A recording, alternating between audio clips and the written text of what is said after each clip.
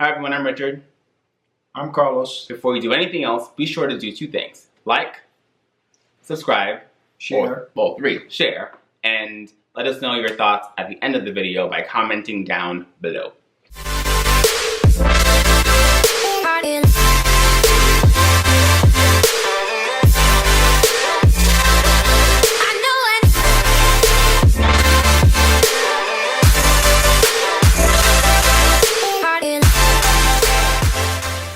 Alright, so it's been a while since we posted a video of us speaking. The last time we posted a video, we posted about our story, how we met, part 1 and part 2. We received a lot of interesting responses to that. I think that lived on two ends. One end, people were very interested in our story to figure out, what our journey was and what brought us to where we are now, and people were very supportive. On the other side, which we expected, people were nasty, let's just put that lightly. If there's any way to describe it, it would be nasty, hateful, ignorant, a number of things. And I think just mean-spirited. And what bothered me, I should probably say, is not so much the fact that people have an opinion, because we are broadcasting our lives out there for people to see. So of course people will have an opinion, whether here or there or otherwise. It was more so people were couching their beliefs or couching their responses in their beliefs, which to me seems a bit hypocritical, because if on the one end you're saying that you're a Christian and you're wishing death upon somebody else, that doesn't seem very Christian-like.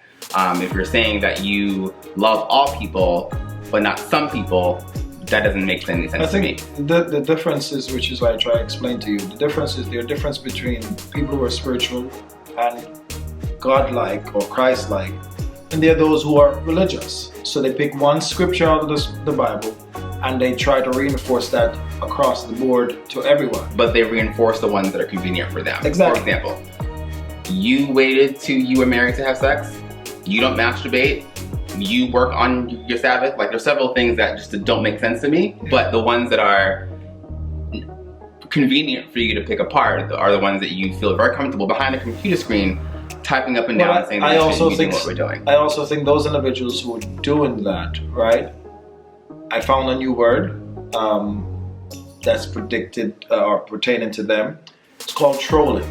So you have no content on your page. That's not that new. For me, it is. I mean, for the young folks, that doesn't really. I'm not old. But the trolling idea is somewhat of a bully who hides behind a blank screen and trying to taunt people. Yeah. And for me, I didn't really want to do this video, because I already told him I ignoring them people. But the people who have been supportive and is always on a positive note, saying, grateful for the story, grateful for sharing, those individuals I actually want to spend time to say thank you. And at the end of the day, if I never meet you or if I do know you, I appreciate you taking the time out of your day to actually view the video and even taking the time to even comment. But for the haters who tends to watch the whole video and then knowing damn well that in the beginning of the video it's two men, gay men, but you sat there and watched 15 minutes of video to only wait and then comment on what a tragedy it is. But in the meantime, I'm living my truth. Not just one video. Some of them commented on 3, 4, or 5 videos. But again, all the way back to the very beginning. If you're not that interested, why are you watching? For me, this is what I say. I'm not even focusing on the trolls. I try not to focus on the trolls. But for the trolls who are watching, I appreciate you watching the videos. I appreciate you taking the time out to even leave your hate mails. At the end of the day, know one thing. I don't give a fuck, because I'm living my truth. At the end of the day, get a life, and if you need a donation, I'll send you something, okay? But in the meantime, look at your own life and govern your house, not mine. Well, okay, so you mentioned that there are people who supported us, and we thank all of you who are on our side and who are open-minded enough to accept our family the way that it is made up. We actually received a lot of thank yous for that video. And I think the thank yous live in two different camps. On one end, the fact that we're just sharing what our story was as raw as it is and not painting such a lovely, rosy, Disney-like picture of what our life is and what our story has been, I think for us made us a bit vulnerable in the sense that we are putting everything out there and people hopefully can relate, because I think people often think that what we have is some aspirational goal that is unattainable other than the lucky few. And I don't actually believe that that's true. I don't believe that you're lucky or unlucky in terms of love. I think that you are either hardworking at getting through some of the things that you should be able to work through. And I think for us, that was very much our story. It doesn't mean that what works for us is gonna work for you. And we're never gonna sit here and say that the principle, you can apply it in any Sure, everybody can take a story, but our story. You gotta put in the work. Right. You know, we did. And at the end of the day, for those who know that there's an age difference, age has nothing to do with it. Oh, well, that was the other thing. I'm not, wait. The age difference has nothing to do with respect, loyalty, faithfulness.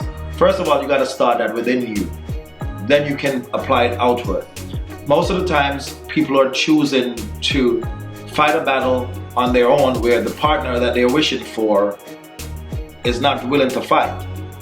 If I wasn't willing to fight for what we have, and he wasn't willing to fight for what we have, we wouldn't be here. And it's not like the fight is over, right? I mean, being married, you gotta still fight for your relationship. Not that we're fighting, but there are times when you don't really see things eye to eye. And you gotta figure out a way to get through that, because if you are sitting on one end disagreeing and the person sitting on the other end disagreeing, at some point there has to be some mutual discussion around what can we land on and compromise on. And if we can compromise, at least understanding what the other person is and how they're feeling is important, because you don't want ever to silence the other person that you're with. But this is not a video to sort of give more relationship advice. It's more, as much as it is a video to just acknowledge the types of responses that we received after the first video. So we just mentioned we got a lot of thank yous, a lot of questions about how we made this whole thing work. The other part that I want to acknowledge, and we'll do another video about this later on, was about our son. And I think, you know, there aren't a lot of details provided often publicly around what the average couple goes through during the adoption process. If you watch our earlier video, that was kind of a pretty Disney version of it. That's the one that Vice did around like what it, you know, would cost to adopt and what that all was. But one of the things that triggers me, I know it doesn't trigger you the same way, was or is, why did you choose to adopt a white baby? First of all, not that it matters to us, because we didn't have a preference around who we adopted or who we didn't adopt. All we cared about was the baby was healthy, and didn't come with any known ailments.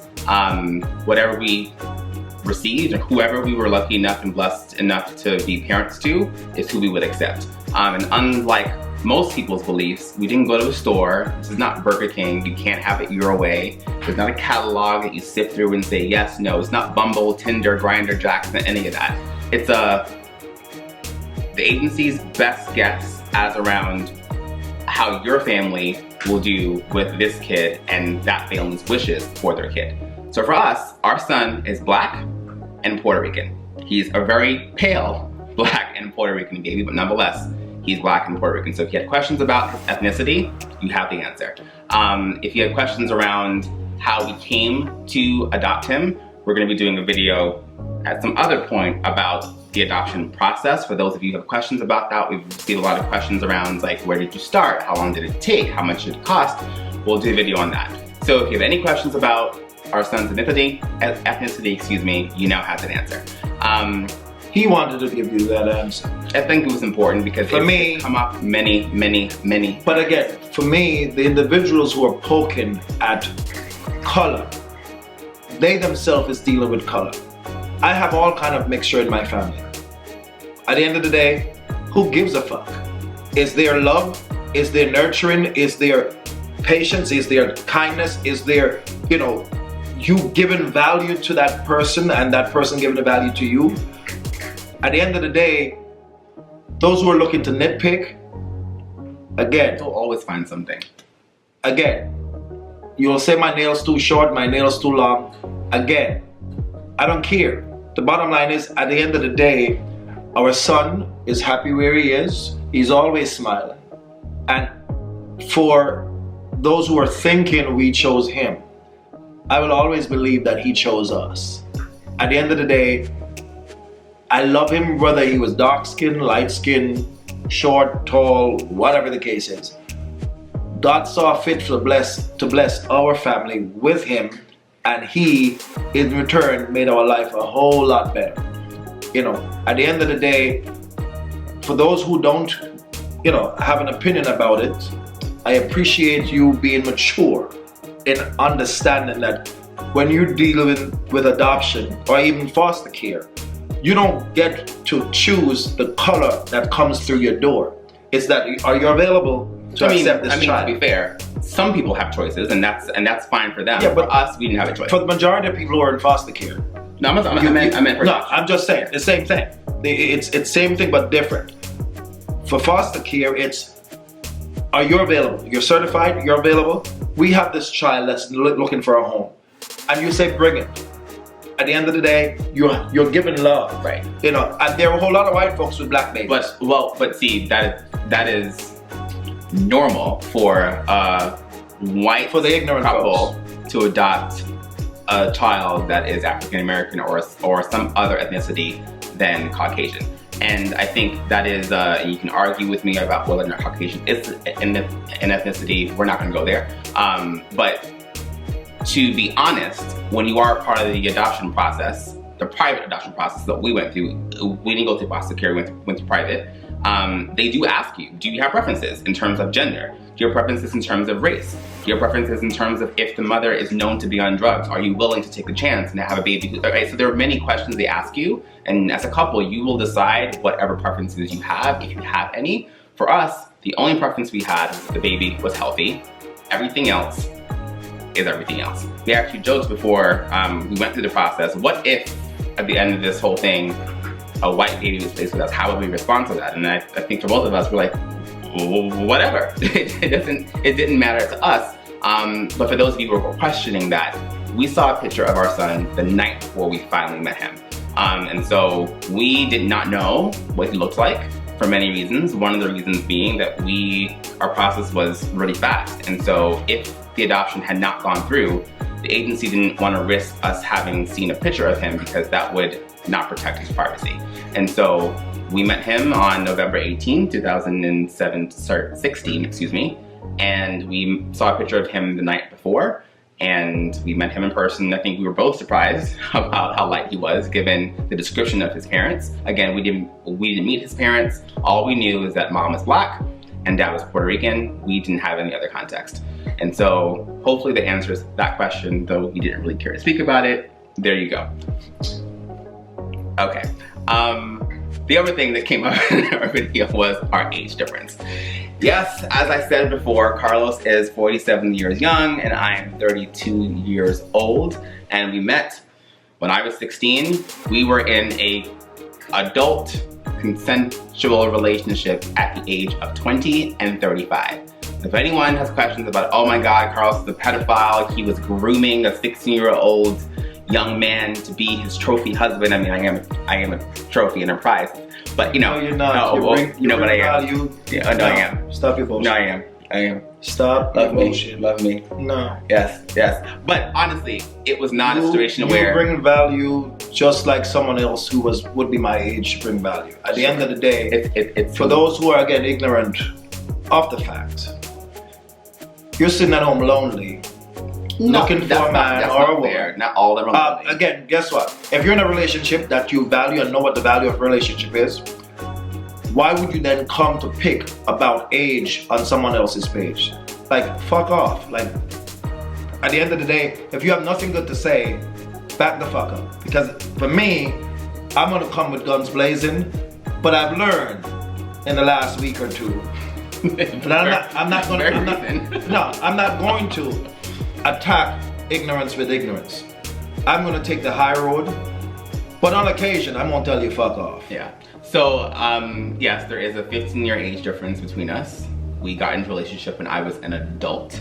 And so if any one of you have questions or feelings or thoughts about the age gap, keep those to yourself. And I also asked his mother permission to date him. Because he knew me before I was a consenting adult. So it's not like he had his eyes on me and like waiting until the 18th birthday came around. Like, people are painting this weird picture that does not exist.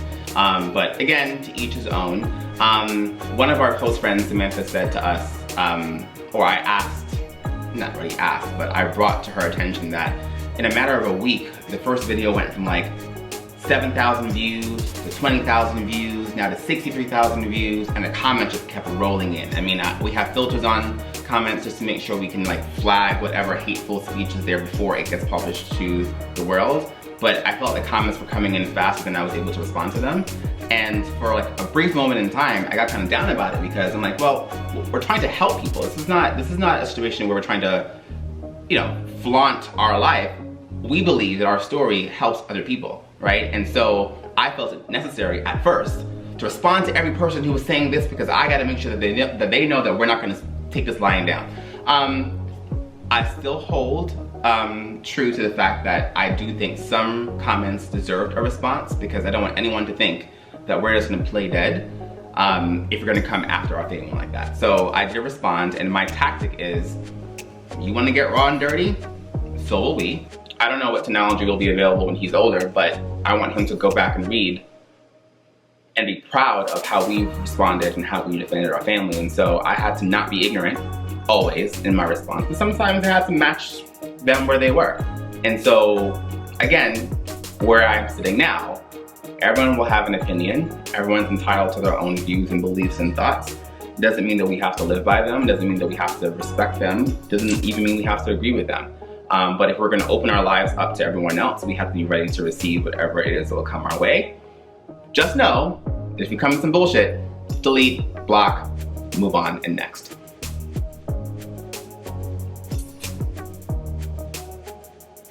Pretty much. And so if you're looking for, you know, to incite a level of rage in us and looking for a back and forth, you're just not going to get one. You know, and I think one of the things that was not surprising, and we mentioned this in the beginning of our other video, was this idea that we're both Jamaican. And when I looked at the demographics of who looked at the video, a large number of people came from countries in Africa and also came from folks in Jamaica. And again, we full well know what the landscape is in terms of homophobia in Jamaica. We're not blind or ignorant to that. We both have Jamaican families, obviously. All that matters to us is that in our family, we're respected, we are loved, and we are accepted. Not every Jamaican holds that belief, but frankly, we're not living for every other person in every other country, we're living for us. And so, again, knowing our video is out there, people have their opinions, they're entitled to them. Just know that we've heard it all. We've heard the Bible scriptures. We have heard why it is wrong under the eyes of God to be doing what we're doing. Keep your servants to yourself, please and thank you. We have our own relationship with God. We have our own level of spirituality that's ours to own, not for you to own. And by the way, you can't judge me when you are sinning just the way that we believe that we are. So, thanks, but keep it. Anyway, that was just a quick video to respond to what we put out there a few weeks ago. We sincerely thank all of you who are with us and in our corner and supporting us from afar and from close by. If you like what you're seeing, again, be sure to like, subscribe, share, comment down below, and we'll see you in another video pretty soon.